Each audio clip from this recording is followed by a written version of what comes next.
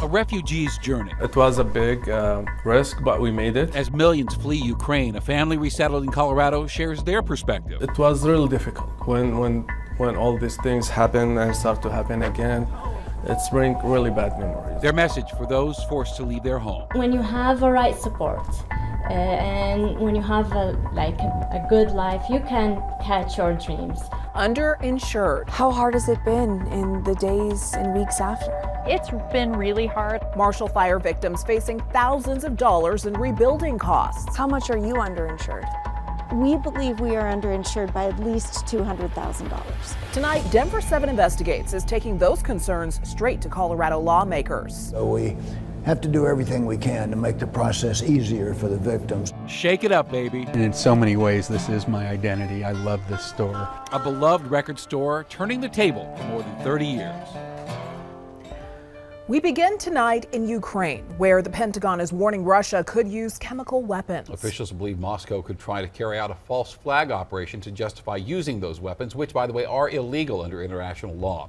Today, President Biden warned that Russia will pay, quote, severe price if it uses chemical weapons, while reiterating the U.S. will not send troops into Ukraine.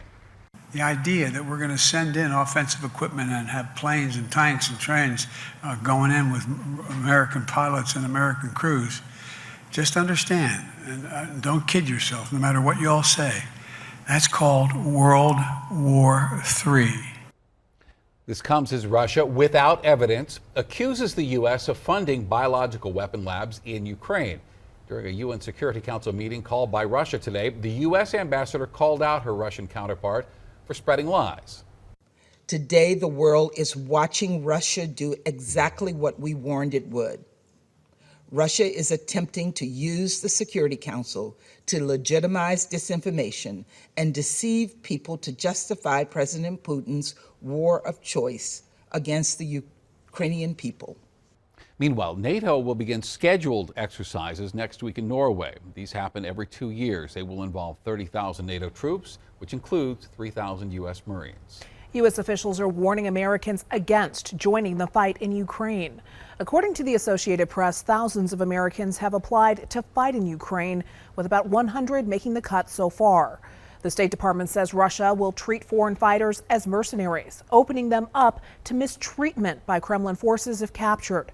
Today, we talked with Colorado veterans who say they're not surprised to see former service members signing up to fight. There's veterans out there that think this is just wrong, you know, and these people need help, and we're going to go do it. I can't speak for every veteran, but we have I wouldn't say conditioning, but a greater sense of good that's a part of us. And when we have an opportunity to stand up for the underdog or stand up for what's right, we're going to do that. The refugee crisis in Eastern Europe continues to grow. The UN now says more than 2 million Ukrainians have fled that country in just those 2 weeks since Russia invaded. Now, Colorado's governor has vowed to help any Ukrainian refugees who come to our state, just as he did with the thousands who fled to Colorado from Afghanistan last year. The painstaking process, something one Iraqi family in Lakewood knows all too well. They sat down with Colette Bordelon today and have a message for anyone facing the long road to resettlement. Sit, Hero. In this home, Yeah, we're going out. Okay. it's up for debate who's the boss. No, Hero, don't do that.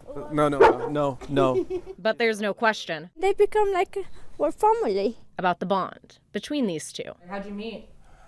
Last time I saw her. 15 years ago. Rasha Al-Halaiji And he was so shy to talk to me. and Musa Al-Kafaji I was playing the role of polite guy, you know. are a match made in Baghdad, whose lives changed in 2017. It's the dream comes true in this year. The family fled to Colorado. Musa had worked as an interpreter, helping the U.S. forces in Iraq. After having a family, kids, you start thinking seriously about their safety. The family has faced its share of challenges these past 5 years and knows what could be coming for Afghan and Ukrainian families. I'm born during the war between Iraq and Iran for 8 years. We lost people, friends, relatives, neighbors. But these past 5 years have also shown what they can overcome. So I'm not gonna be here and not follow my dream. When I was 12, They was ask me, what are you gonna be when you get bigger? I'm like, I wanna be a good teacher. Now going to school for early childhood education. If I'm gonna do good, I'm gonna graduate it on December. Yeah. I'm sure you will. And next step, you're gonna be a train operator? Actually, An inspiration to her kids, She gets home tired. I don't really blame her. Working with little kids is hard. but always missing those they had to leave. Yeah, I call her my Mona Lisa. Colorado has become their community too, an idea of a future that could become reality for so many others. just don't give up. We can do everything we want. We are so strong. A family with a home in their hearts, standing outside of their new home, Good boy, here, sit. even if the dogs think it's theirs. Colette Bordelon, Denver 7. Tonight, Aurora police are investigating a shooting that left a teenager dead. It happened just after 2:30 this afternoon along East Asbury Circle near Murachek Middle School. Police say they found a 16-year-old boy at the scene suffering from a gunshot wound. He was taken to the hospital where he was pronounced dead. Police have not made any arrests. A man is now charged for pointing his gun at 2 Denver police officers. Today, the Denver DA charged Vincent Martinez with 6 felony counts, including 2 for assault on a police officer using a deadly weapon. Police say officers were trying to arrest Martinez on a warrant at Yale in Colorado back on March 2nd when he pulled out a gun. Officers shot and wounded Martinez. He remains in the hospital. Well, at the Colorado Capitol right now, lawmakers are settling in for a long night. This is a live look from inside the House chamber. Republicans are trying to stall a vote on a bill that would declare that every pregnant woman in Colorado has the right to an abortion. The bill is expected to pass the Democrat-led House, but not before opponents delay this debate. This should last well after midnight. And we expect similarly heated and lengthy debates when the bill moves on to the Senate. Most Marshall Fire victims, it seems, are determined to come back, to rebuild their lives and their neighborhoods. But our investigative team found that the majority of Marshall Fire victims are underinsured, even those who recently updated their policies. And that means rebuilding will cost them hundreds of thousands of dollars over what their policies will pay. Tonight, Denver 7 investigative reporter Jennifer Kovaleski takes those concerns to lawmakers. It does not look anything like it did. As Marshall Fire victims try to pick up the pieces. There are very few things left here that are salvageable. And fight to return home. On my street, there's 15 people, 15 families that lost their house. I want everybody to come back. Many with insurance are finding they don't have enough to cover the full cost to rebuild. Why is that acceptable as a society?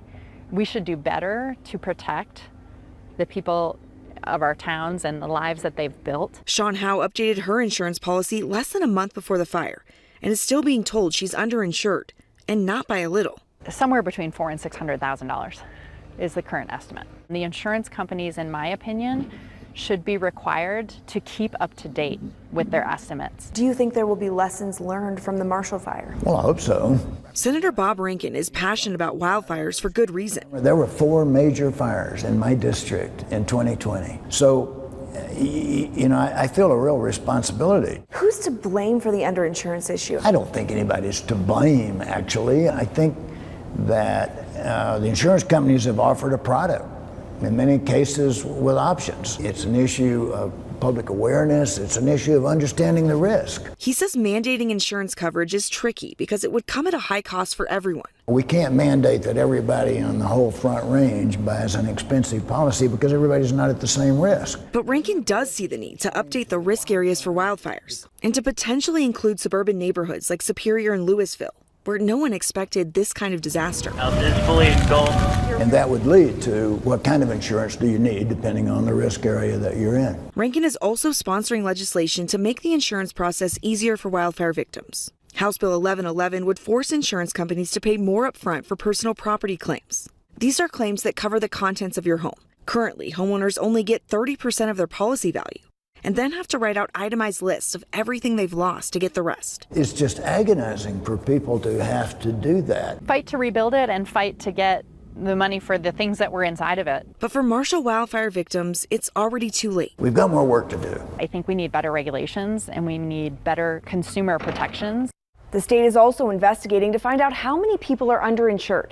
Insurance experts will tell you it's on the homeowners to update their policies every year. But those we talked to who did say their policies are still falling short. I'm Denver 7 investigative reporter Jennifer Kovaleski. Today, Rankin's bill passed its first test, advancing out of the House Appropriations Committee. And there are so many unexpected additional hardships that come from a disaster like the Marshall Fire. And a new bill introduced in the state Senate this week would allow anyone who lost their home to a natural disaster to keep their address for voting purposes. That bill will have its first hearing next Tuesday. Temperatures beginning to ease up on us a little bit, and much warmer weather is on the way over the weekend. Time to play the final track. That's a big piece of Denver music history. Huge piece of Denver music history. Not to mention Janis Joplin. The man who sold us the soundtracks to our lives takes a bow. And the Buffs try to move a step closer to making the NCAA tournament.